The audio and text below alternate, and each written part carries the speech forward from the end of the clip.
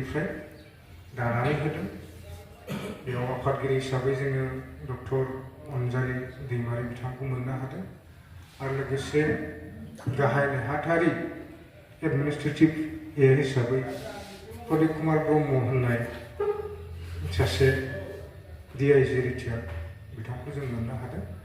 बेनिफ्राय अर्गानाइजेसनेल general secretary हिसाबै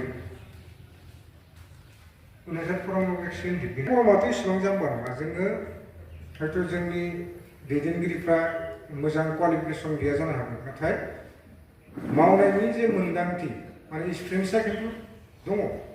गोबां बोसोर मावबोनाय हिसाबैहाय जोंनाव बे रोखोमबायदि एक्सपिरियेन्स थानायखाय जोङो रावजोंबो बाहायजाया होननानैहाय नांगौबा जोंनो मोनसे गोदान पलिटिकेल पार्टि जोनोम होगोन, जाय पलिटिकेल पार्टिया जातिनि थाखाय बा जोंनि बिटिआरनि थाखाय, बिटिआरनि गोबां जाति जनगोष्ठी बा हारि माहारि जे दङ, बिथांमोननि डेभेलपमेन्टनि थाखाय, शान्तिनि थाखाय खामानि मावगोन होननानै जोंनिफ्रायनो जों मोनसे आलादा पलिटिकेल पार्टि दानानै होगोन होननानै सावरायलायनायनि गेजेरजों डिसिसन लानानैहाय बे खामानिखौ जोङो मावफुंना होनो हागोन।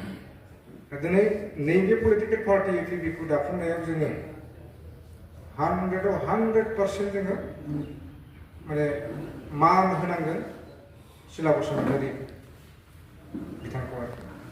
खारन बिथाङा दिनै जोंनि नैबे APB अल्टारनेटिभ पार्टि अफ बड'लेण्डनि बिफाबादि महरै जों मोननो हादों।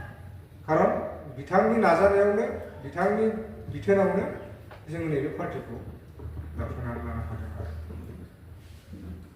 दा बैफोरबायदि माखासे पलिसिखौ नुहरनानै दा बिथांमोनहा दा नैबे जोंनि APB पार्टियावहाय एक्स एनडिपिफोरखौ दा थांथों, जोंनिफ्राय जों समर्थन खालामा होननाय माखासे बाथ्राफोरखौ दानि जे UPPL गभर्नमेन्ट पार्टिया एक्स एनडिपि वाइफेयारनि मोनसे माबाखौ दाना होनानै बिथांमोननि दारैहाय बे जोंखौ डिभाइड खालामनाय बा जोंखौ गादबनाय माखासे पलिसि